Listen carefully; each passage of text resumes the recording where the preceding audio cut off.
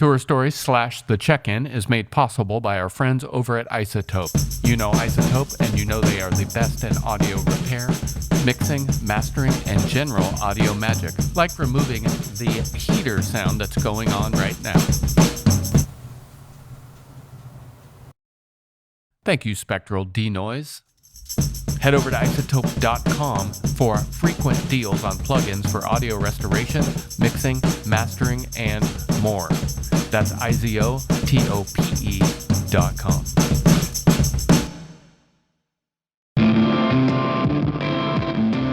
Hey there, guess what? We'd like to thank our newest sponsor, Kingston Union, home of the Wino, the original Wino skate, punk rock, casual shoe that looks cool as cool can get. Right now, Kingston Union is having a summer slip-on sale. All you have to do is go to KingstonUnionMFG.com and use code SUMMERSLIPS25. That's SUMMERSLIPS25. Head over to KingstonUnionMFG.com and get your slips for the summer now.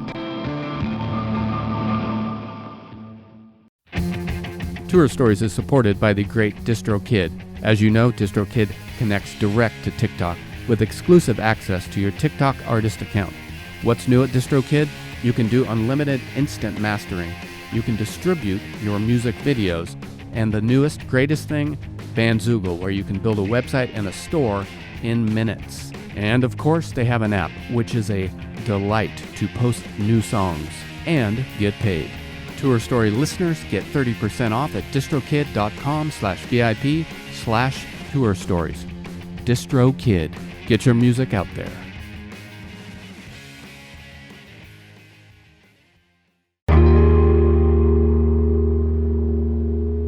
Lily, what's happening? Yeah, all good, all good. We made it. We connected. Thanks to technology, I think. I know, I've burned through 3 devices to be here. Thank you for the effort. It's worth it. My device may catch on fire. It's so hot right now, so we'll see what happens. Is it boiling over where you are? Where are you?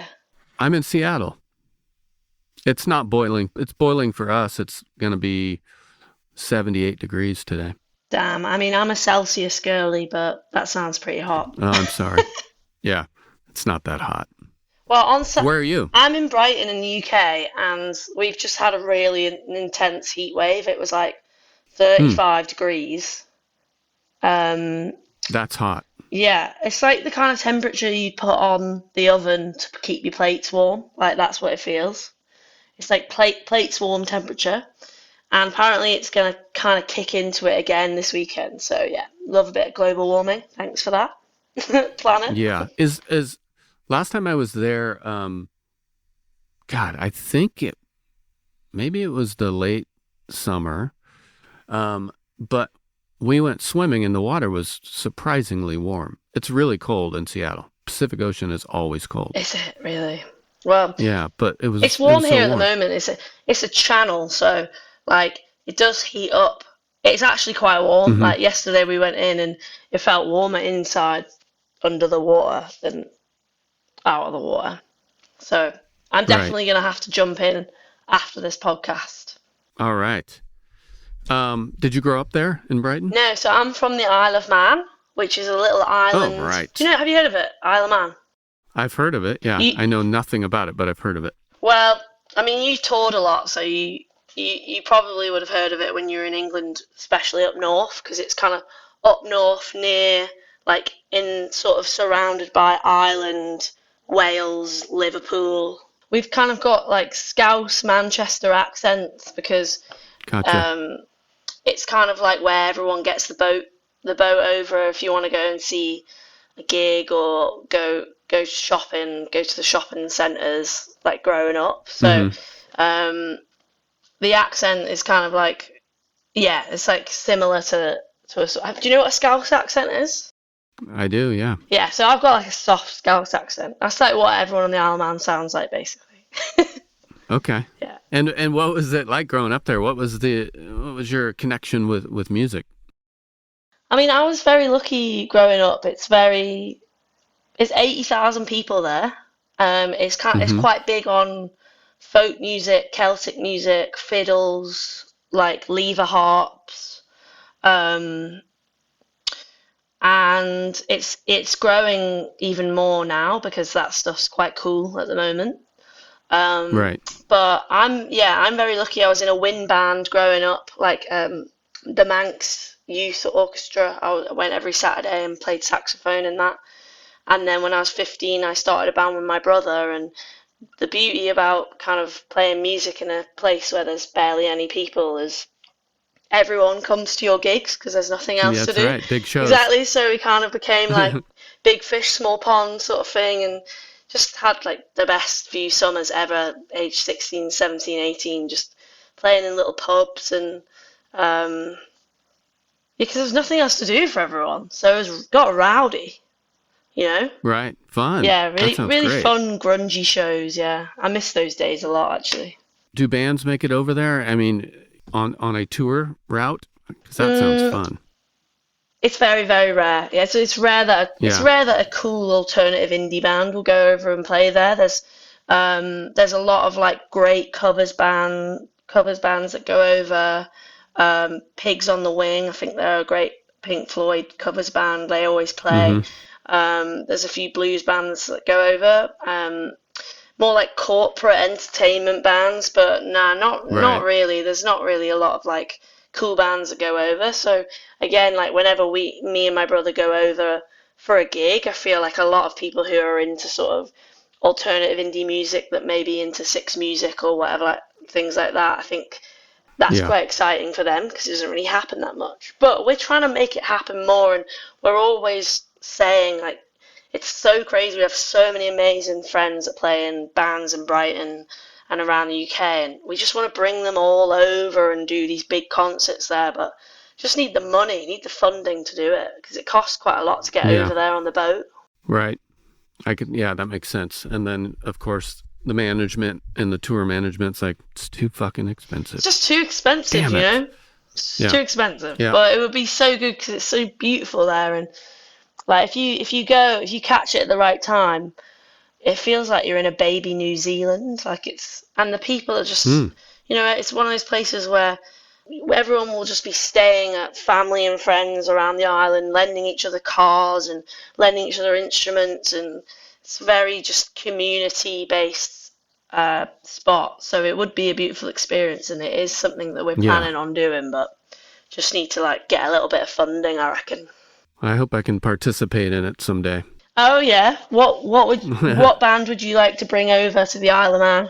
Any of them. Any band I You come play with in. us. All right, I'll come with you. Double drums. Double drums, the Uh, OC style. yes. So you said you and your brother started a band when you were in your teens. Was that Penelope Isles or was it a different? No, this was a different band. So when I was 15, my brother came back from uni, and before he went to uni, we weren't as close. Just because he would have been, 17, 18, and I would have been 10, 11. So we weren't as close then. And then when he came back from uni, I think something he'd grown up a little bit and was a lot more interested in me, a lot, I guess less of a teenage annoying boy and a bit more of a big brother. And he wanted to start a band on the Isle of Man and wanted a bass player. And he was like, why don't I just teach you how to play the bass and you can be my bass player? So it was really exciting for Mm-hmm. me because I was, 15 years old and he would have been like 21. And he bought me this big chunky Daisy Rock bright pink bass, and it was like I'm pretty sure it was like a Hannah Montana edition bass, and it came with like a magazine and um, like in this lovely case, and it was all sparkly. And he bought me one of those, and he taught me. I remember the first song he ever taught me to play was "Gouge Away" by the Pixies. It's like super Right. easy, just three notes, and my little Mm-hmm. fingers were like red raw, and we would just play it, him on the drums and me on the bass. We would just play it in our grandma's living room for like hours. And then we started a band called Your Gold Teeth, which is named after a Mm-hmm. Steely Dan song. I don't know if you know. And yeah, and we were a three piece for like 2, 3 years. It was great. then you moved on to Penelope Isles and made 3 or 4? This will be our third one that's coming out this year. Third one, yes. Yeah. Well, And I moved to Brighton, and then I went to a university in Brighton to do music, and then I started a new band, and then he eventually followed me, joined the band, and we kind of gave it a bit of a makeover, gave it a new name, and started Penelope Isles. Yeah. I gotcha. Yeah. And you seem to have taken a little break between the last record and the new one, 3, which is out in September 25th on Bella Union. And what were you doing in that break? Why did you take a break? So I took a break. I think it got to a point where when COVID happened, the band kind of changed quite a lot. We went through like a lot of classic band drama stuff, but we ploughed on through. We did like another year of quite intense touring, which was really fun. But we kind of knew like when we finished this run of shows, let's take a little break, And I really wanted to go traveling. I'd just gone through a breakup. I wanted to do like a big 6 months, eat, pray, love situation. Yeah. And then it was like, okay, I'm going to do that. And then when I come back, pick it back up. And when I came back, my brother had started filling in on guitar in C-Mat, because he was originally guitar teching C-Mat. He started filling in on guitar for C-Mat. And I think she just really dug his vibe, and the filling in kind of turned into like, oh, do you kind of want to just, play in the band? So then it became a sort of like, okay, this is quite an amazing opportunity. So, going from, it's hard, it's like being in a DIY band and you're not chugging along, and it's your own project, and you just put everything into it, and it's kind of a bit uncomfy for many years. Sure. And you don't really get any money for it, and it's like, it's so worth it for those amazing moments, but it's a hard slog, and my brother's 6 years older than me, so he was like, I just think I want to kind of like do this for a bit and have my stuff like set up for me and like packed down for me and go on a tour bus for the first time and all that. So off he went, and that kind of got extended and extended and extended, and then next thing you know, it's like, we did manage to make our record amongst it all, but then it kind of was just a bit like, you have to wait for the right moment where we can tour it, and it's a good time to release an album through Bella Union. So then that got pushed another year, and here we are, like 3 years later. Right. And it's 3. I've been listening to it extensively, and it retains a melancholy and shimmering atmospheric guitar. Downer isn't a bad word to me. I celebrate downer. Nice. Me too. And it also has this kind of celebrates sunshine and darkness at the same time, because the music feels breezy and fun, but it also feels sad in a great way. Yeah. That's cool. There's also a density to this record compared to your previous stuff, and kind of a heaviness both in tone, sentiment, and kind of like guitar tone at times. What was different this time around?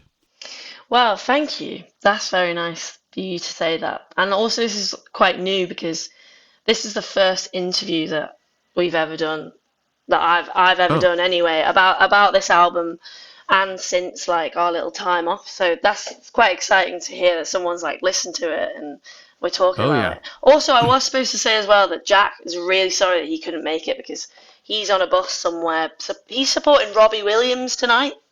So oh my god! I know. I think there's like very few things he'd miss it for, but supporting Robbie Williams. Right. And apparently Robbie Williams just complimented him on his shoes and trousers. Oh god! To me, that is very important. If Robbie Williams gave me that, I'm being serious. Who cares about my drumming? No, Robbie Williams was like, your shoes look good. Listen, bro, like, I care more about your drumming than Robbie Williams. Oh, thank you. That's why Oh, I'm thanks. here. No, but he was really gutted about this. We wanted to do it together, but Robbie Williams is just he's pretty slay. Yeah. Anyway, but back to the question. I think this record it packs more of a punch to the other records because we did it live. It's the first time we've ever done a record live, and we're a 3-piece these days, and we did it at Black Bay Studios in the Outer Hebrides. Where is that? The Outer Hebrides is all those kind of little scattered islands off Scotland. Oh, in Scotland. Yeah. Yeah. So we flew, we bussed, we taxied, and then we boated, and then we drove. It was like a whole long day. But we did it as a 3-piece live, and I think that's why I love our other records. But I don't think they've got the same, they haven't captured the same like live element that we kind of do. I think we've always been a better live band than on how our records sound, and I think that it's really captured how we are live. I don't think we'll ever go back now. Doing it live is so much more exciting. It is, and I think it translates. Yeah, I think so. And also, you capture all these like funny little like moments that happen, don't you? Well, that's the one thing I wanted to say. You retained a lot of those in the recording, and it's so fun to listen to. Nice one, man. Thank you. Yeah. Yeah, a lot of vocal stuff and like some piano stuff that's still ending and whatever. Yeah. It's neat. And yeah. they're all the best bits when you're listening to a record and you can hear someone like someone just like turning on a switch or like someone saying something like, I don't know, are you ready? Or like there's a great Thrill song. Can't remember the name of the tune. Do you know the band The Thrills? No. Do you not? Do I? They're like they were an art. Maybe I do. They're not together anymore, but they were big in like 2005, 6, 7. Okay. And they're a fucking cool Irish band that we take like huge inspiration from. And there's the end of a tune where he shouts something like end it, like that. Right. End it, and it all ends. Like it's class. Yeah. Right. That's great. Also, there's that amazing Shin song where at the start, I'd love you to tell me what he says. Actually, he goes, "Is it Australia?" Where he goes, Yeah. "Time to put the earphones on." Yes. Is that what he says? I think that's what he says. Time to put the, and he's yelling. That's James yelling that. Yeah. Time to put the earphones on. So sick. Funny.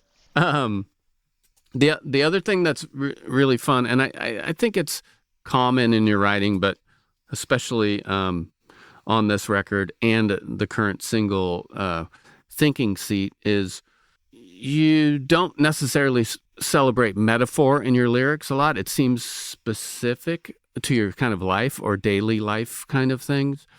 It's specific and you can follow it, but I don't always understand it. So it makes it like a fun puzzle to listen to, and it keeps you engaged and kind of like, what the fuck is she talking about? That's, that's a great turn of phrase and all these kind of neat twists and turns. Did you change your lyric style at all for this record?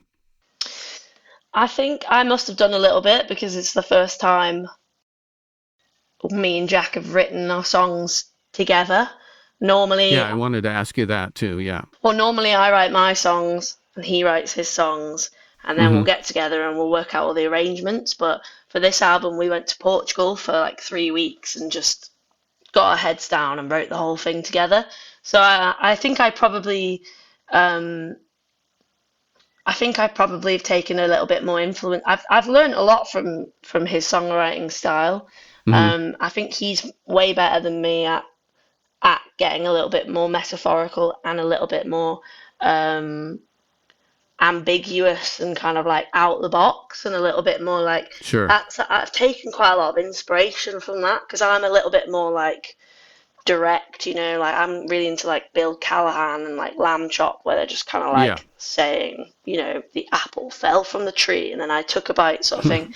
Whereas he's a bit Yeah. more like, I don't know, he's got a bit more of a creative way about like looking at things a little bit more mysteriously. So I think, yeah, we've probably took from each other um, in that retrospect. And do you write lyrics get together, or did you? I always wonder about that when there's two singers. Like, what is like handing a notebook back and forth? Yeah, it's a really weird thing. I think like the fact that we're so close and we're blood and we're siblings and we're besties, like that.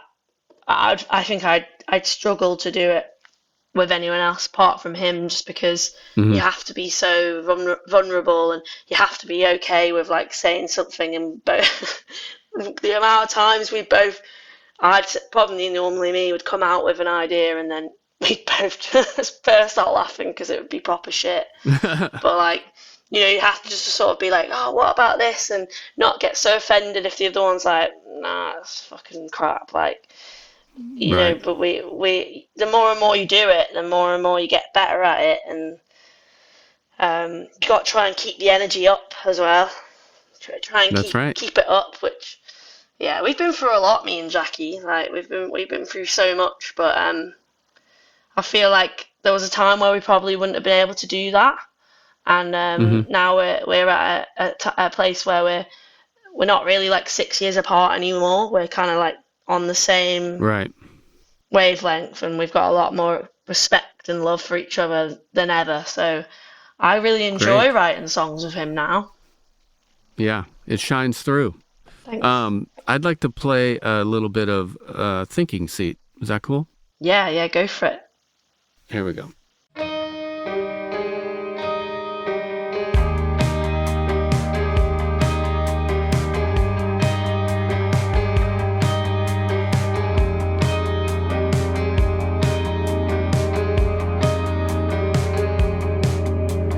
Now I think I get why they call it the sinking seat.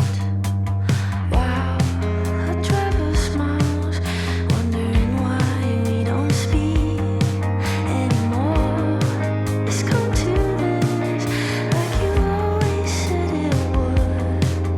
Hey ho, I took a risk and I deleted it all for good.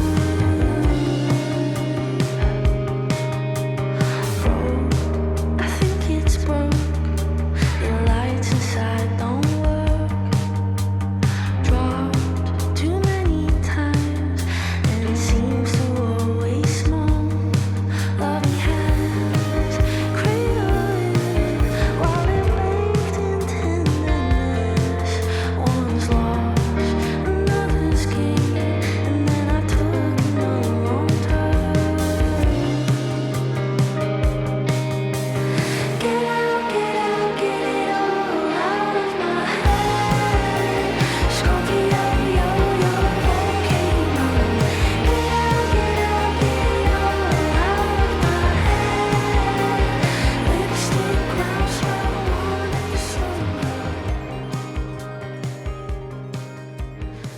Beautiful tune. And I want to talk about the video because it's brilliant. But first, paint a picture of tracking on this beautiful seaside studio.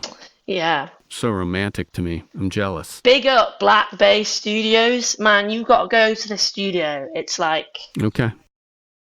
oh, it's just, do you know what as well? Like, a studio can be absolutely crap, but if it's run by true legends that just have such a lovely energy, it's going to Sure. be the best Yeah. place ever. But this place has that, and it's also just like amazing gear, amazing room, amazing views, and you're completely like secluded from everything. Like, it's 20 miles from the nearest shop. Oh boy. Yeah, so we had to get Tesco deliveries. We got a big Tesco delivery when we got there, and we were there for like, I think we were there for like 11 days. We got a big Tesco delivery when we got there, and then we got another one halfway through. and we only left once to go. We had like a couple of hours out the house, and we drove to this beach, which is where the album artwork was taken. Oh It's yeah. like us three walking along the beach, and it's really funny because he's in a wetsuit, and we're all sort of like half just been out the sea, but it's really, really far away from anything. And the only thing that we had to do there to sort of clear the head from playing the tunes is because it's on a harbour, it's on a fishing harbour, was we went crabbing. Every day we went crabbing. Oh, Have you ever been crabbing? wow. Yeah, with crab pots. Is that what you used? So we didn't use pots, but we had sort of like, we just went old school. We just had string, ham and bacon, wrapped it around, and we would just throw them off the harbour steps, and Oh, we'd catch like 10 to 20 crabs, like about this big, and then put them in a big bucket and then throw them away. And it was so much fun.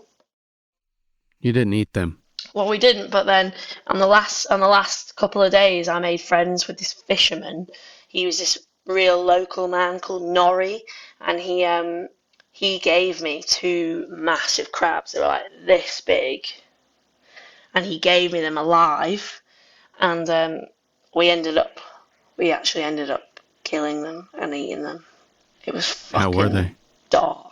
Like we boiled a fucking pot of water, and we put them in there, and it was not good. Yeah. And I haven't eaten Yeah. crab since because it was quite gross. How was the taste? You know what? It didn't even taste that good either, and it took me like Yeah. 3 hours to get the meat out. Yeah, it takes forever to.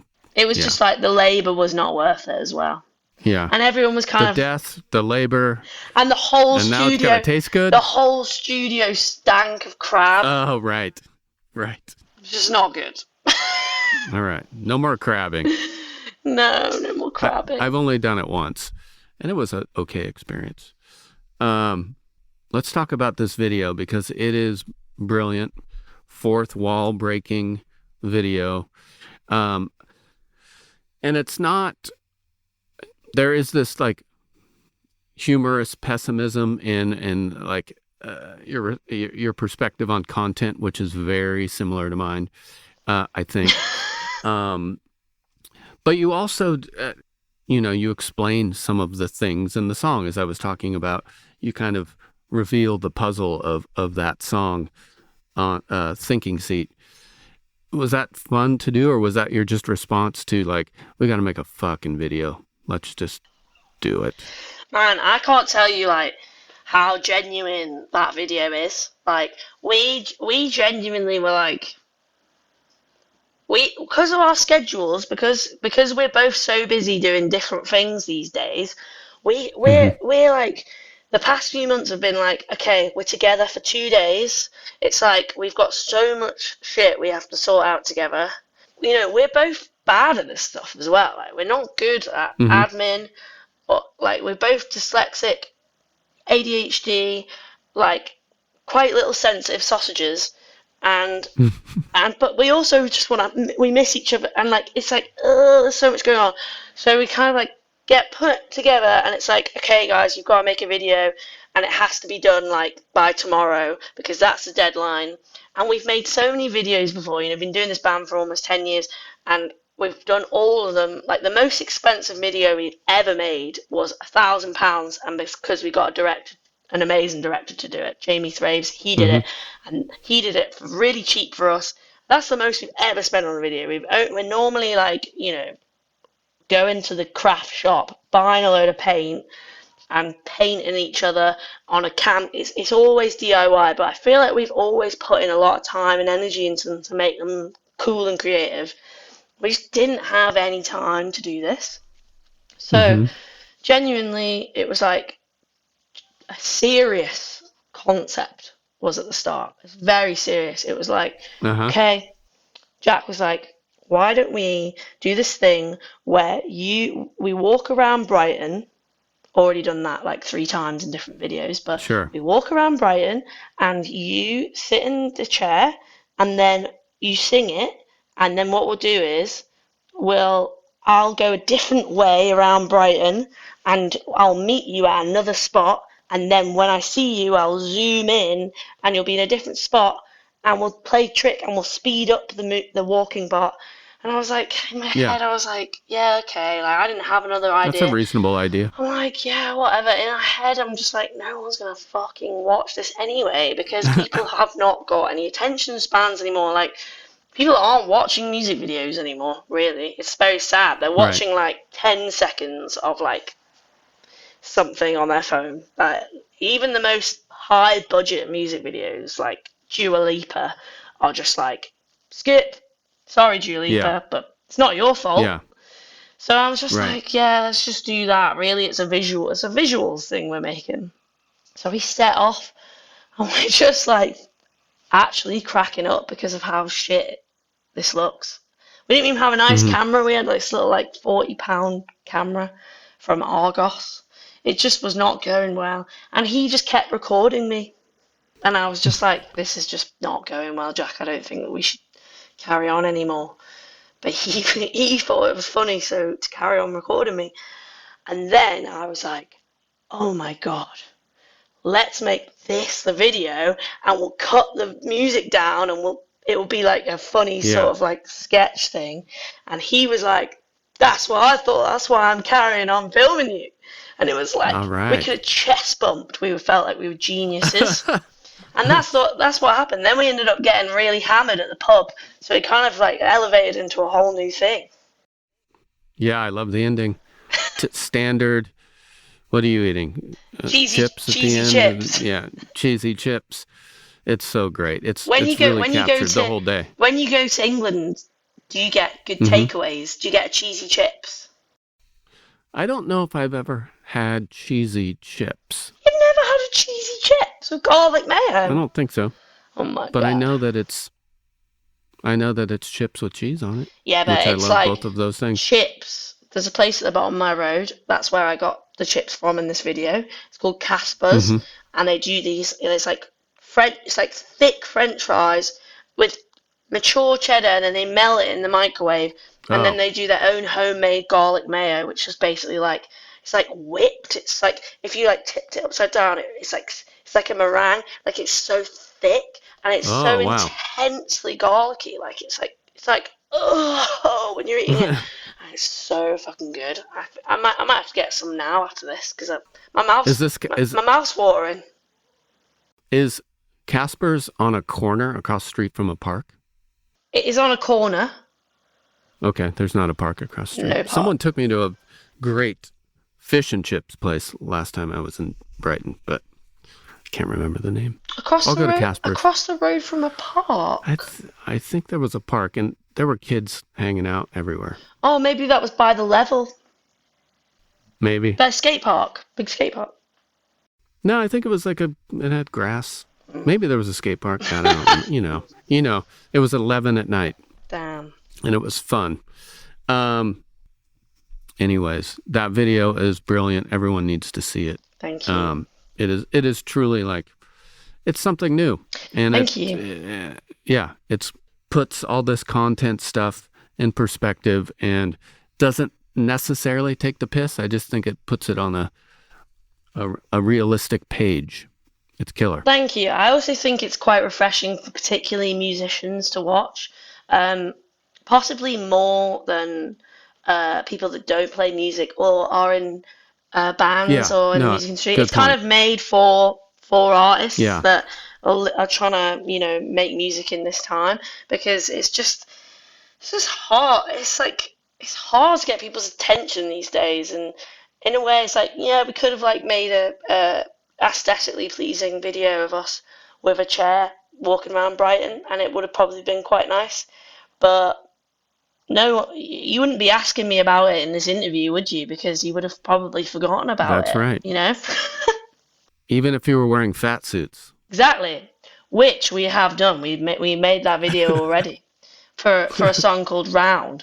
I wore this like green helium round suit, and when we went round Brighton, and then we just green screened. Yeah, it's classic. It's classic. and I wore a little fedora as well. Of course you did. Yeah. Any plans to tour, celebrate this record? Yeah, going on tour in October, and All right. yeah, I cannot wait. It feels touring with Penelope Isles is very much like a home place for me, and for Jack and Joe as well, our drummer. So yeah, we're touring the UK and a few dates in Europe. I think we're doing like the Netherlands and Paris and Portugal as well. So I can't All wait, right. man. I just think it's going to be very, very, very good after all these years. We've in this little break, this 3-year break. It's like mental health's been a bit blah, blah, blah, blah, and I feel like we're in quite a good spot now, and we're really ready for it. So yeah, everything kind of has worked in its little time waves. Great. And will you tour as a 3-piece? Yeah, 3-piece. All right. 3 pieces just slay, don't they? Well, I don't think I'm going to be in the UK or Europe in October, but if I am, I'll track you down. I have one last question for you. Hopefully this will make sense. I understand your version of "you're killing it." That makes perfect sense to me. You and your brother, at least you and your brother, and maybe your friends, say you're killing it when shit's not good. Have you ever said, "Oh, I'm sorry, you're not killing it," and because someone didn't understand? Like you basically are saying, "Oh, you're actually doing okay. You're not killing it." Because it gets reversed. We've never said that, no. Because we've never said that because I actually don't think we're as smart to think of that, to have thought of that. But it's funny because I was just on tour because I've got another project as well, and I've just finished a tour this weekend, and I was on tour with an artist called Era, and she's a really good old friend of mine. Her music's amazing as well. You should listen to her new record, EERA. And All right. she said to me when we were lifting in gear, she said her own version of Yugarki. She said, Yeah. because we say Yugarki because that's you guys are killing it. Okay. She said her own version of Yugarki. She said, you know what I always say? Look at us. People want to be us.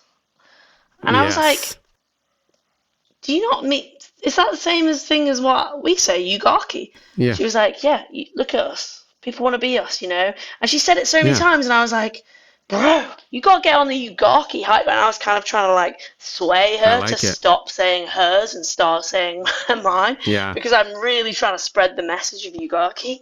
And I'm going to too. I like it a lot. It's great. And also it links in with the video. It's all a little bit like, you know, like you just like stop taking it so seriously. Yeah. You know what I mean? Sometimes it feels pretty fucking rubbish, doesn't it?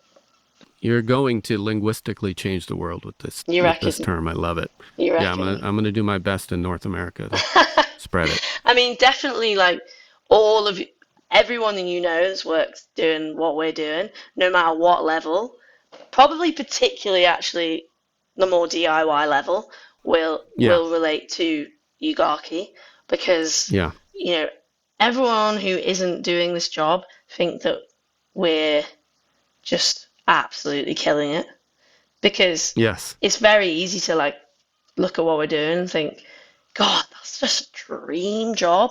And I think you were drinking champagne in a backstage, for a lot of not people, touching your equipment. For a lot of people, it is that, you know, and for a lot of people, you know, at different levels, you know, they're on a better wage, on a great wage, they're getting flown everywhere, they're not setting up their stuff, and, you know, they are killing it.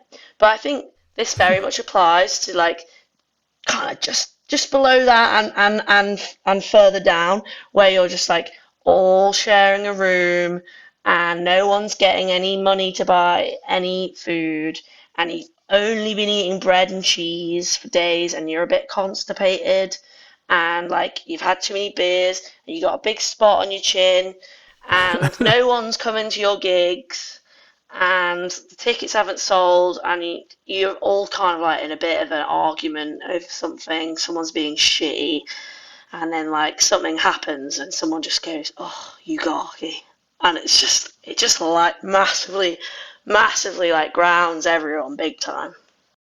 That's the epitome of it. Thanks for the thorough explanation. Way better than mine. All right. Well, when you start traveling, travel safe.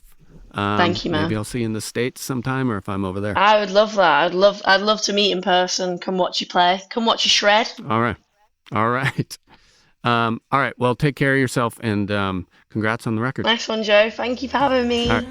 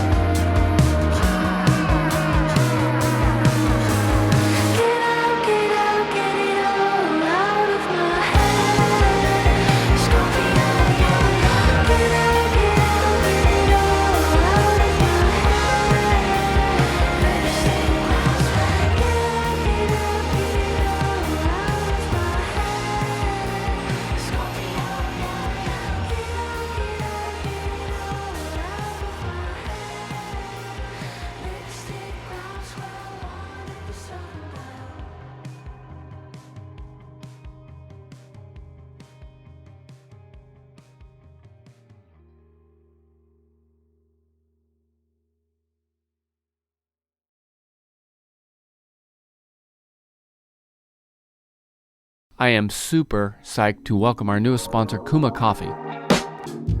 Kuma Coffee is a 100% independently owned roasting company right here in Seattle since 2008. Kuma is a 5-person team roasting over 100,000 pounds of exclusively high-scoring coffee each year. They source their coffees direct from origin and pay well over fair trade pricing to farmers. This guarantees the highest quality while supporting rural farming communities throughout the global south. And here's the kicker. They just launched an instant coffee. I travel a lot. I've tried tons of instant coffee, and Kuma is the best. It saves my buns in the morning, in the afternoon, and quite often before a show. Find their coffees at kumacoffee.com. That's KUMACOFFEE.com.